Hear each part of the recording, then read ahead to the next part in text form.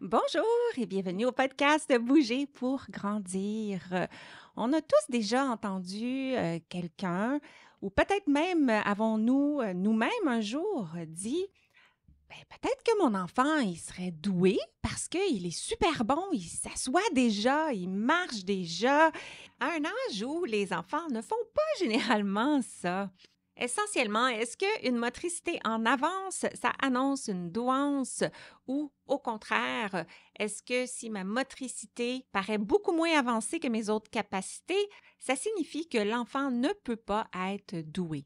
Dans cet épisode et le prochain, pour explorer ce sujet stimulant, je reçois Ariane Auger, ergothérapeute en pédiatrie qui travaille au Centre intégré de développement de la douance et du talent, CIDDT, on va s'en tenir à l'acronyme, une clinique privée dédiée aux familles et aux enfants doués ou doublement exceptionnels. Vous devinerez que nous aborderons les particularités touchant le développement moteur des enfants doués dans juste un instant avec Ariane Auger. Bonne écoute! Et juste au cas où ceci est ton premier épisode, Bouger pour grandir est conçu pour stimuler les réflexions et répondre aux questions des professionnels de la santé, de l'éducation et bien sûr des parents qui accompagnent les enfants dans leur développement moteur, mais pas que. Et moi, je m'appelle Josiane Caron-Santa, je suis ergothérapeute québécoise, canadienne, formatrice internationale dans le domaine du développement de l'enfant, autrice du livre Bouger pour grandir, le petit cousin du podcast et surtout passionnée de faire connaître la facette pédiatrique de mon métier, l'ergothérapie. Sans plus tarder, poursuivons avec l'épisode d'aujourd'hui. Bonjour Ariane. Oui, bonjour Josiane. Très contente d'être ici. Mais nous, surtout, on est très excités de te recevoir. On a plein de questions pour toi. Avant qu'on se lance dans le vif du sujet, est-ce que tu nous donnes un peu plus d'informations sur ton parcours professionnel? Je suis ergothérapeute en pédiatrie. J'ai gradué de l'Université Laval en 2017.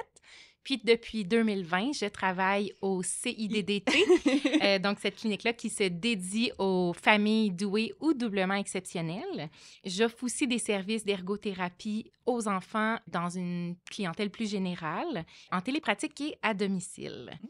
Aujourd'hui, on va parler de douance, haut potentiel. Comment en es-tu arrivée à t'intéresser à ce domaine-là? Rapidement, dans mon parcours, les enfants doués que j'ai eu la chance de croiser ont beaucoup piqué ma curiosité. Mhm.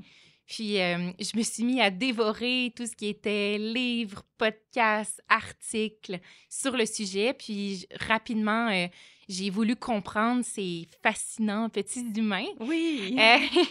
Puis, c'est là où je suis tombée sur cette équipe-là à Saint-Lambert, au CIDDT, qui se dédie à cette clientèle-là. Puis dès la première rencontre interdisciplinaire auquel ils m'ont invitée, ça a été un réel coup de cœur. Ah oui, c'est une équipe qui est profondément engagée envers cette mission-là d'aider les enfants puis les familles douées. Puis on est maintenant 4 ergots dans l'équipe, donc c'est super stimulant de travailler avec ces ergots-là. Puis on est tous passionnés par le sujet, donc c'est super chouette. Mais c'est vraiment le fun déjà en partant de souligner que l'ergothérapeute a vraiment un rôle à jouer auprès de cette clientèle-là. On pourrait peut-être poursuivre avec une description de ce que c'est ce profil-là, hein, parce que je pense qu'on ne parle pas de diagnostic, on parle de profil de douance au Oui. potentiel. Oui. Explique-nous un peu là, de quoi il s'agit. Oui. En fait, c'est important de spécifier tout d'abord que le concept de douance est en constante évolution, puis qu'à ce jour, il n'existe pas de consensus universel sur la définition de la douance. OK. Il y a quand même une conception moderne qui tend vers une définition plus élargie maintenant. Puis avant d'en parler, je pense que c'est important de nommer qu'au Québec, on a quand même accumulé un certain retard par rapport à notre compréhension de la douance, par rapport à ailleurs dans le monde, pour toutes sortes de raisons un peu socioculturelles. Mais maintenant, on est content que ce soit un peu devenu une mode. Tu as dû remarquer que on en parle beaucoup plus, on s'y intéresse, tous les parents se questionnent si leurs enfants sont doués, les enseignants connaissent plus ça dans les médias, même on en entend parler. Oui. C'est positif que ce soit devenu une mode parce qu'on en parle beaucoup plus. Puis même que le ministère de l'Éducation s'est positionné en 2020 en publiant Ah un ouais? guide qui s'appelle Agir pour favoriser la réussite éducative des élèves doués. OK. Donc, on va, de manière générale, parler de la douance comme un processus de développement qui doit pas être considéré comme un diagnostic. Tu l'as dit Ouais. parce que c'est pas un trouble.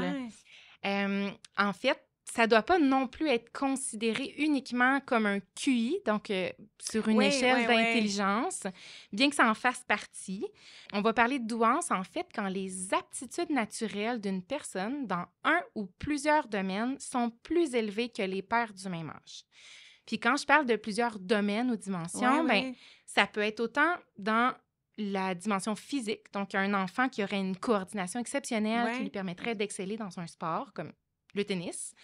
Ça peut être dans la dimension perceptuelle, que l'enfant va avoir des aptitudes naturelles plus élevées, comme un enfant qui aurait une excellente compréhension des relations spatiales qui vont lui permettre d'être très doué en mathématiques. OK. Ça pourrait être dans la dimension sociale, un enfant qui aurait une empathie, un leadership hors du commun. Dans la dimension cognitive, un enfant qui aurait une excellente mémoire ou des habiletés langagières très, très, très développées qui s'expriment de façon Ouais, très ouais. adulte. Puis, ça peut être dans la dimension, effectivement, intellectuelle. Donc, un enfant qui aurait une vitesse d'apprentissage très élevée puis une logique très développée. Mais j'aime ça que tu le présentes de cette façon-là. Puis si j'ai bien compris ce que tu es en train de dire, c'est qu'on peut être doué, mais juste dans une de ces dimensions-là et pas les autres. Oui, tout à fait. Puis, celle qu'on entend le plus souvent parler quand on parle Ouais. de douance en général, c'est la douance intellectuelle. Intellectuelle. Fait que dans ce cas-là, quand l'enfant a des aptitudes naturelles plus élevées au plan intellectuel, c'est là qu'on va parler de haut potentiel intellectuel. Par contre, la douance, le haut potentiel Ouais. intellectuel est inclus dans la douance, mais c'est pas uniquement ça qui définit la douance. Ben moi, j'aime bien utiliser le modèle de Renzulli qui va expliquer qu'il faut d'autres ingrédients, 2 autres ingrédients essentiels aux aptitudes naturelles pour le développement d'une douance. Il va y avoir un haut niveau de créativité et un haut niveau d'engagement envers la tâche. Puis c'est une fois qu'on va réunir ces 3 éléments-là qu'on va pouvoir voir les manifestations visibles de la douance qu'on va appeler les comportements doués. Ça se complique. Oui, Je suis c'est vraiment assez... contente de t'avoir invité. OK. Donc, le haut potentiel intellectuel, et là, j'essaie de résumer pour moi-même Oui, et les autres là, qui suivent tout ça. Là. Donc, il est là. Donc, il y a un potentiel d'exprimer tout ça, mais ça prend des conditions mhm, qui vont permettre à ce haut potentiel-là de devenir une douance. oui, C'est ça? exactement, parce que c'est super important de préciser que effectivement, il y a ces aptitudes naturelles-là qui sont présentes. Donc, on se demande parfois si c'est génétique, tu sais, si on est avec ça. Bien, en fait, il y a une biologie puis une hérédité qui est présente, donc qui va permettre OK. ces aptitudes naturelles-là d'être présentes. Donc, c'est comme de dire que le cerveau des enfants doués est différent. OK. Par contre, il doit y avoir aussi un environnement qui est favorable. Donc, les comportements doués sont malléables par l'environnement et variables dans le temps. La Mm. douance, elle peut donc ne Oh. pas s'exprimer avec tout le monde ni tout le temps. Oh, wow. Oui, super important. Mais là, avec mon chapeau d'ergothérapeute, je trouve ça vraiment le fun que l'impact de l'environnement est vraiment documenté Oui, dans ce contexte-là et peut influencer, c'est ça, les occupations de l'enfant oui. et l'expression de la douance. Est-ce que on peut parler de haut potentiel moteur ou haut potentiel Ben, je suivais, là. oui, Ouais, oui. ou c'est juste à l'intellectuel qu'on parle de haut Non, on peut en potentiel? parler. En fait, Ah le haut potentiel, c'est l'aptitude naturelle OK. que ce soit dans une dimension ou dans une autre, on peut parler de haut potentiel dans ce cas-là. OK. Donc, c'est pas des synonymes. Des fois, on les voit souvent sur l'Internet ou dans les écrits. Oui, Enfant doué / haut potentiel. oui. Donc, c'est pas des synonymes. C'est qu'on peut avoir un haut potentiel qui s'exprime et là, on peut affirmer que l'enfant est doué parce que ses habiletés sont supérieures à ce qui est habituel pour son âge. Oui, tout à fait. Ça OK. dépend du vocabulaire dont on utilise, OK. ça dépend de où on se situe dans le OK. monde. Donc, on peut dire que le haut potentiel intellectuel est inclus dans la douance intellectuelle. OK. Oh, wow. On pourrait arrêter celle-là et moi, j'ai eu une bonne journée. J'ai appris des choses. Mais on continue quand même. Est-ce que tu me OK. permets de préciser, parce que je suis Ben, convaincue qu'on s'en va ailleurs, vas-y. d'ajouter quelque chose? Ajoute. Je voulais déjà, dès le départ, mettre OK. la table sur le fait que la douance est extrêmement hétérogène. OK. Donc, quand on parle d'hétérogénéité, c'est de dire que les caractéristiques ou les manifestations vont être plus différentes les unes des autres que semblables d'un enfant à l'autre. On poursuit. Tu as parlé de génétique. Alors, c'est sûr qu'un parent qui a ce profil-là peut s'attendre ou souhaiter, sais-tu? Mais je vais y aller dans ça, parce que dans le fond, Ouais. c'est quelque chose, dans le fond, qui est comme positif. Est-ce qu'on veut être doué, puis on est chanceux si notre enfant est doué, ça veut dire qu'il va apprendre plus vite et qu'il va avoir une vie plus facile? Ou puis pourquoi, dans le fond, c'est quelque chose qu'il faut... Plein de questions en même temps, mais Ouais. pourquoi c'est quelque chose qu'il faut identifier avec un professionnel et la mentalité que c'est presque comme un diagnostic, même si c'est Ouais. pas ça? Oui. Donc, peux-tu démêler tous Oui, ces ben, concepts-là? il y a plusieurs volets à ta Ouais, question. oui. Si je prends le premier volet, est-ce que Ouais. c'est un diagnostic positif? Ben, on l'avait dit, c'est pas un diagnostic parce que c'est pas un trouble. Quand la douance va être présente de façon isolée, en général, la douance va être une force adaptative. OK. Donc, ça va permettre à l'enfant d'avoir des habiletés supérieures pour s'adapter dans la vie, puis en général, bien performer dans différents domaines. OK. Par contre, il y a certaines situations où l'enfant va présenter des asynchronies qui peuvent rendre à ce moment-là leur fonctionnement plus difficile. C'est quoi une asynchronie? Je me disais que tu allais me demander. Une asynchronie, c'est un décalage. Donc, OK. l'asynchronie peut être externe. Ce serait un décalage entre les besoins de la personne puis les capacités de son environnement à y répondre. Puis la synchronie peut aussi être interne. C'est un décalage entre les propres sphères de développement de la personne. Okay. Par exemple, un enfant qui aurait un développement intellectuel très supérieur aux enfants de son âge, mais un développement moteur dans les normes. Donc, il y aurait un décalage entre deux sphères de son développement. Okay. Dans le cas où il y a des asynchronies, ça peut amener des difficultés socio-émotionnelles chez l'enfant. Une autre situation où on voit des fois des difficultés, c'est quand l'enfant présente un THPI, donc un très haut potentiel intellectuel. Donc, dans ce cas-là, le décalage est encore plus grand entre les pairs de son âge. Donc, le risque est plus élevé de présenter certaines vulnérabilités. Finalement, quand la douance est associée à un trouble, parce que oui, c'est possible que la douance soit associée à un trouble, que ce soit un TDAH, un TSA, trouble du spectre de l'autisme, un trouble d'apprentissage comme une dyslexie, une dysorthographie, ça peut être un trouble développemental de la coordination, un TDC, ça peut être même un trouble de santé mentale. Okay. Donc, quand la douance est associée à un trouble, à ce moment-là, on parle d'un diagnostic de double exceptionnalité. Puis, dans la littérature, ça peut être associé aussi à des difficultés davantage dans la vie de la personne douée. Donc, ce profil-là n'entre pas dans le trouble, disons, d'un jeune ou un adulte avec un TDAH qui a un haut potentiel intellectuel. Donc, ça serait un enfant avec un TDAH et un haut potentiel intellectuel et non un enfant TDAH qui s'adonne à avoir un haut potentiel intellectuel. Bien, en fait, j'ai le goût de dire que c'est quelque chose d'ensemble. Puis, je pense que je peux utiliser l'image des couleurs pour bien le représenter aux gens qui vont nous écouter. Il y avait un article qui avait fait ressortir cette analogie-là qu'on aime beaucoup à la clinique puis qu'on utilise. On pourrait voir la douance comme la couleur jaune. Quand on observe le jaune ou qu'on observe une douance, on connaît généralement les caractéristiques qui nous permettent de l'identifier. Tout le monde sait c'est quoi du jaune. Oui. Quand on parle du trouble, on pourrait le voir comme le bleu. Quand on le regarde, par exemple un TDAH, on a une bonne idée en général de ça ressemble à quoi quelqu'un qui a un TDAH. Okay. Par contre, vous êtes d'accord avec moi que quand on mélange le jaune et le bleu, on obtient une troisième couleur complètement différente. Puis quand on la regarde, on voit plus de jaune ni de bleu, mais on voit un autre profil complètement unique.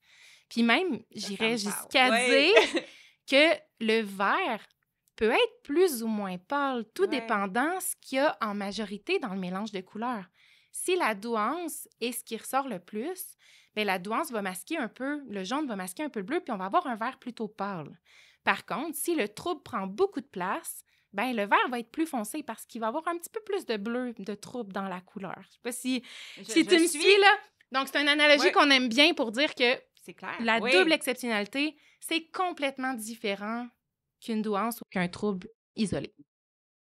J'ai 2 questions qui me restent. Je pense que je les avais posées avec le tas d'autres questions tantôt. La première, c'est que quand tu parles d'asynchronie, Ouais.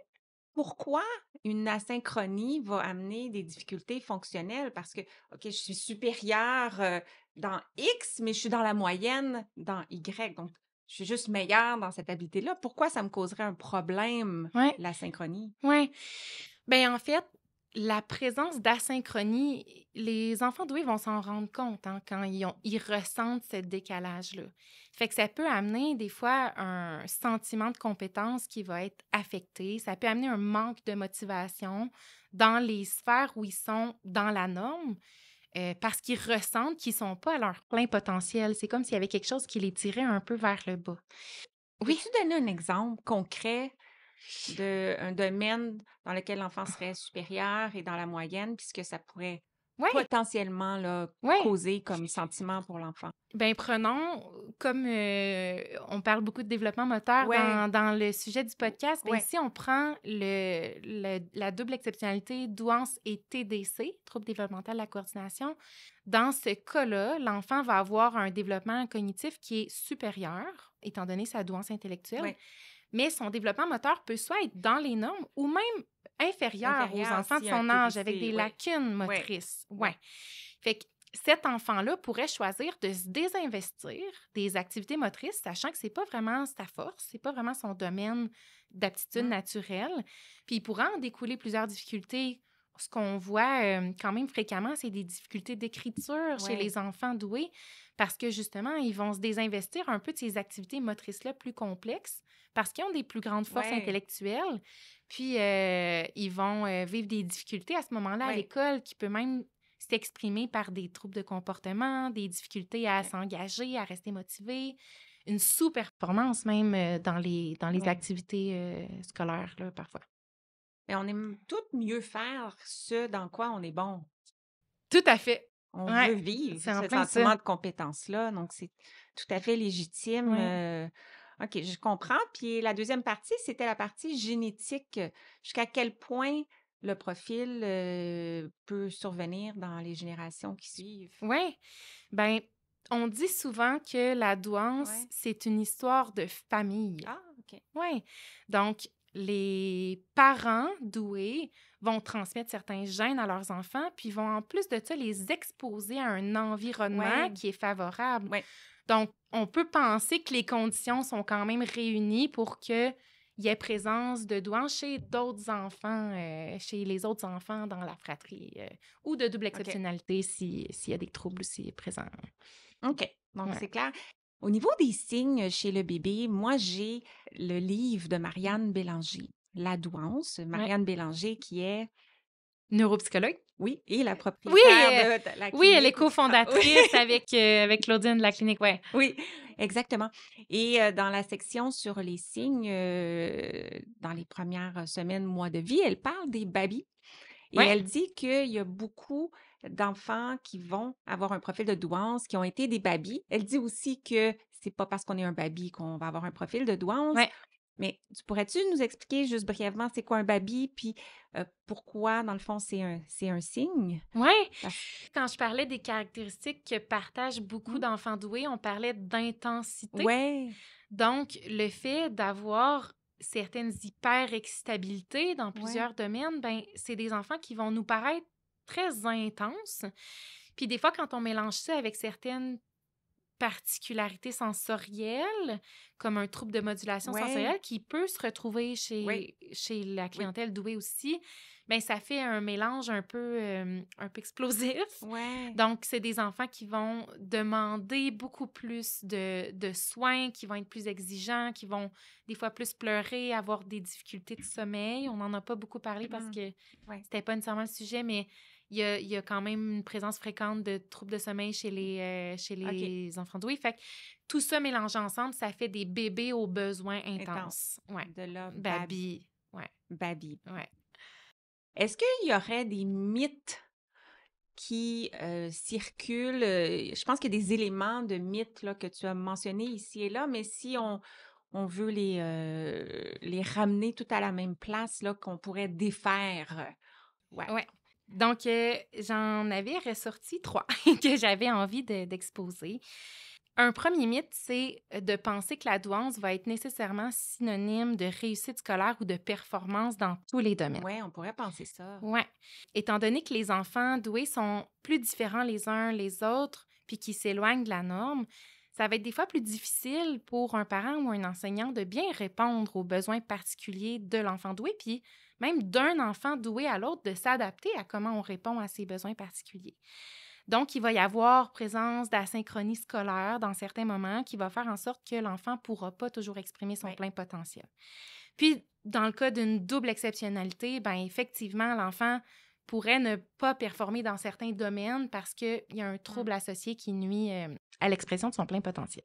Un autre mythe, c'est parfois on va penser qu'il faut éviter de trop stimuler les enfants parce qu'ils vont peut-être, ce qu'on va penser, c'est qu'ils vont être encore plus en décalage avec leur père ou qu'ils vont toujours en demander davantage, tu sais, que ça va être une soif insatiable.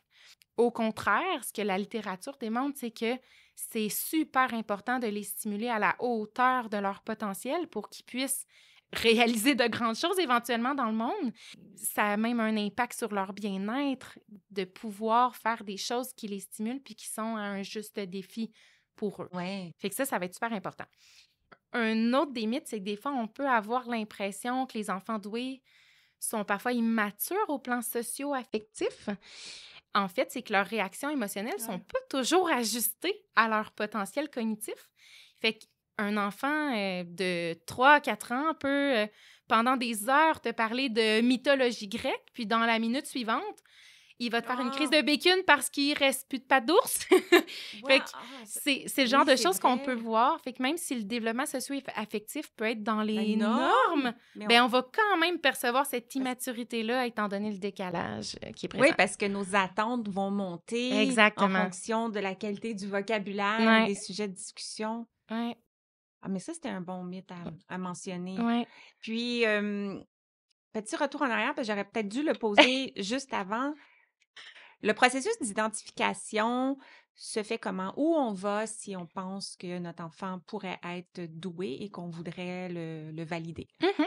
C'est les neuropsychologues ou certains psychologues habilités qui vont faire l'évaluation de la douance intellectuelle.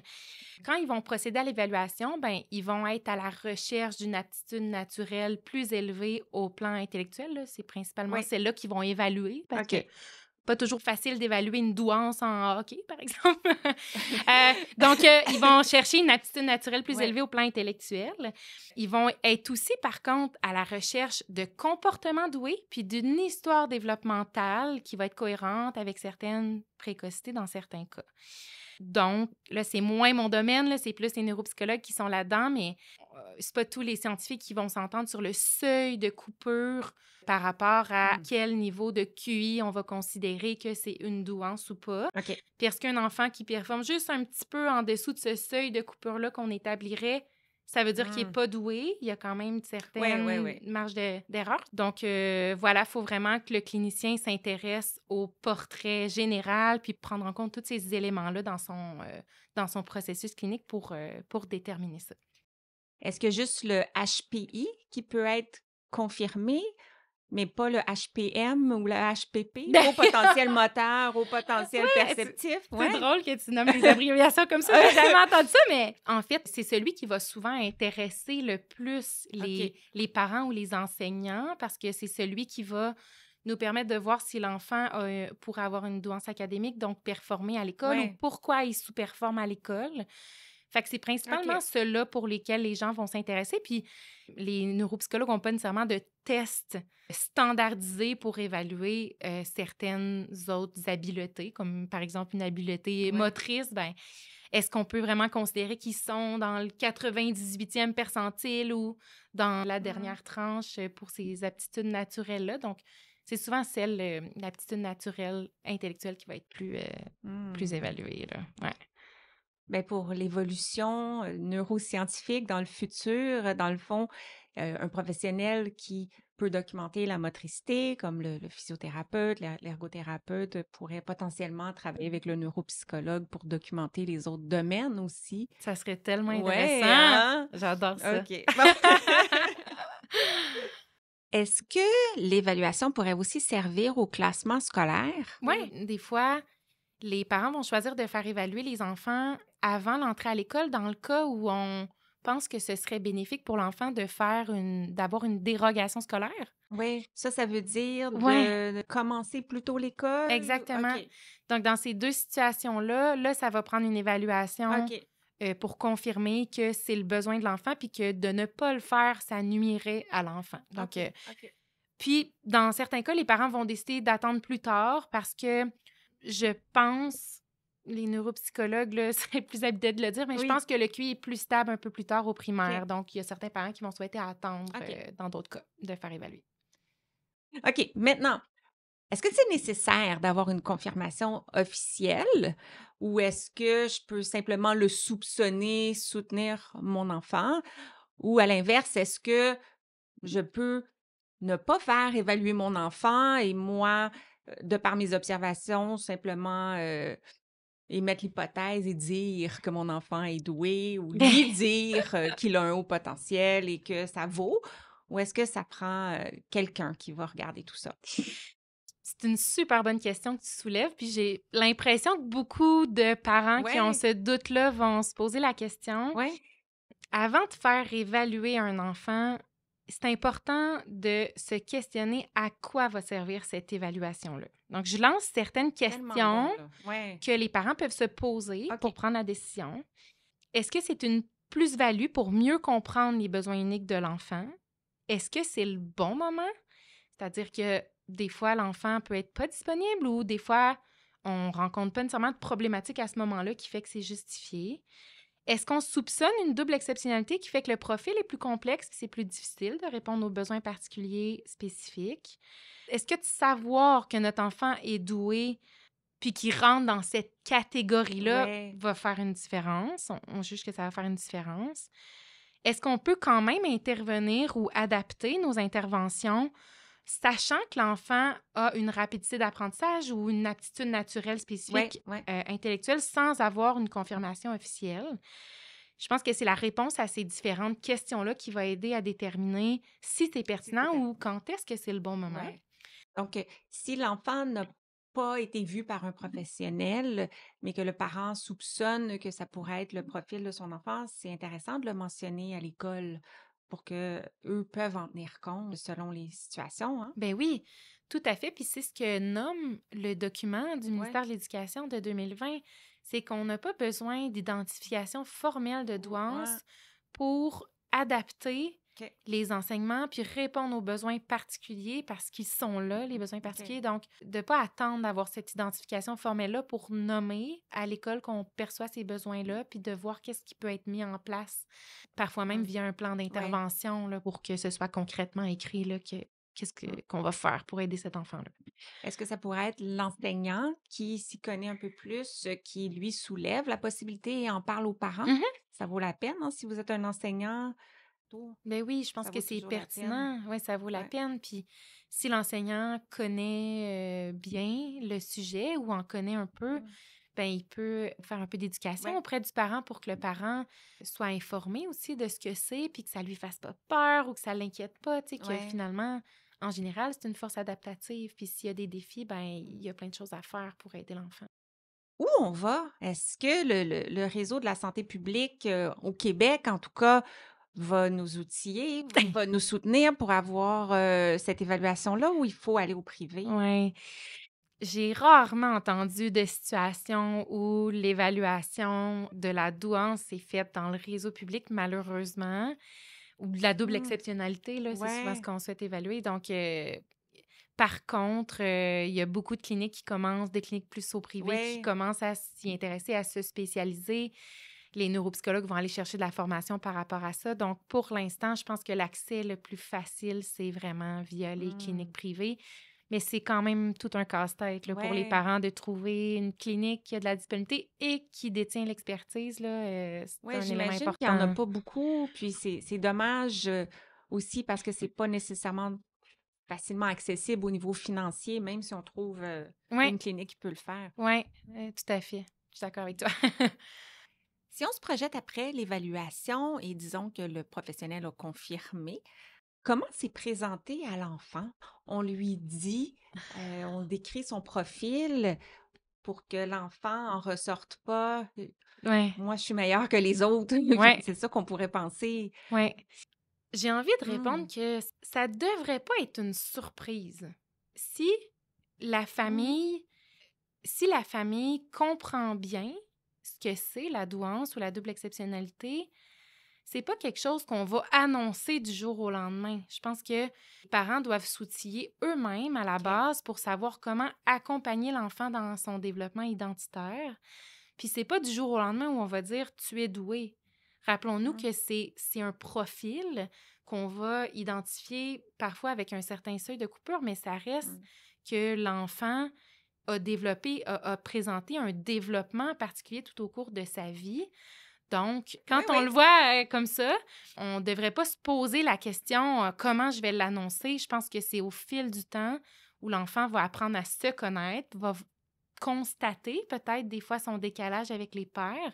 Puis est-ce qu'un jour, on va mettre un mot là-dessus, ça reste juste Mmh. une étiquette, mais ce ne sera pas un choc pour l'enfant si c'est bien fait. Mais moi, par expérience de jeunes que j'ai rencontrés, ça arrive quand même souvent que c'est une surprise parce que le parent va avoir consulté Mhm. la première fois pour un défi d'écriture, Ouais, par exemple, et l'ergothérapeute, ben, en l'occurrence moi, va remarquer les particularités au niveau cognitif, va référer vers le neuropsychologue ouais. et l'enfant va être identifié avec un haut potentiel et il pensait qu'il y avait de la difficulté avec son écriture et il ressort avec une identification comme celle-là, qui est pas facile à comprendre, qui paraît comme une force de super-héros. Ouais. Donc, c'est quoi la meilleure façon peut-être pour les professionnels qui sont dans l'équipe diagnostique de l'annoncer quand c'est une surprise, justement?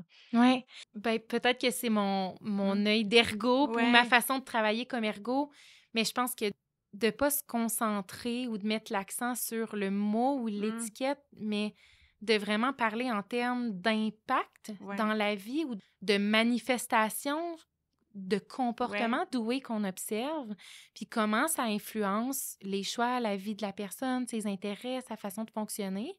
Je pense que comme ça, c'est la meilleure façon Mmh. et de s'informer beaucoup. Je pense Ouais. que les parents Ouais. ont vraiment un Ouais. travail à faire de s'informer, puis c'est eux qui connaissent leur enfant pour savoir comment ils vont pouvoir aborder ce sujet-là avec leur enfant. C'est comme c'est le premier facteur de protection, ça va être vraiment à eux de faire leur travail sur eux-mêmes, Ouais. puis de répondre par eux-mêmes à cette question-là. Comment je vais faire pour que ça fasse sens dans Ouais. l'identité de mon enfant, cette identification-là? Parle beaucoup de s'informer, d'accumuler des connaissances. Alors, les parents qui souhaitent en savoir plus, qui sont pré-identification ou Oui, même récemment ou post-identification, comment ils font pour se former? Est-ce qu'il y a des livres, des sites web, oui. des conférences qui se donnent? As-tu des recommandations? Ben, étant donné que ça a été un peu à la mode récemment, il existe tellement de choses. Je pense Ouais, que les parents ont accès à beaucoup de OK, choses pour s'informer. Si tu veux, on mettra OK, une petite liste là, dans le parfait. podcast, Oui. mais ils peuvent s'intéresser. Lynn Massé, une psychoéducatrice de l'Université de l'UQTR là, à Trois-Rivières, a publié des guides super OK. complets sur la double exceptionnalité. Ça peut être ça. Il y a des livres. Le livre La douance Mm. de Marianne Bélanger est super intéressant. Il y a des podcasts qui ressortent. Là. Bon, Mm. on en aura un de plus. Je pense que le parent doit se poser la question, c'est quoi son médium dans lequel il apprend le mieux? Puis après ça, regarder qu'est-ce qui existe par rapport à ça. Mais nous, on a des parents à la clinique qui vont éplucher les articles scientifiques, même pour eux-mêmes Ouais, comprendre ouais. comment ça fonctionne. Fait que je pense que je pense que les parents ont à être créatifs puis se trouver des façons de s'informer pour comprendre leur enfant. On s'arrête ici, mais dans le prochain épisode, Ariane et moi, on vous attend pour discuter de la trajectoire du développement de la motricité et de l'accompagnement en ergothérapie. À très bientôt! Super! Savais-tu que l'Académie a créé un guide super pratique du développement moteur de l'enfant? Concrètement, c'est quoi? C'est une liste des jalons de motricité globale et de motricité fine, étape par étape, âge par âge. Alors, si tu ne l'as pas encore, viens rejoindre ma communauté et récupérer ton guide. C'est gratuit au josianecaronsanta.com/guide.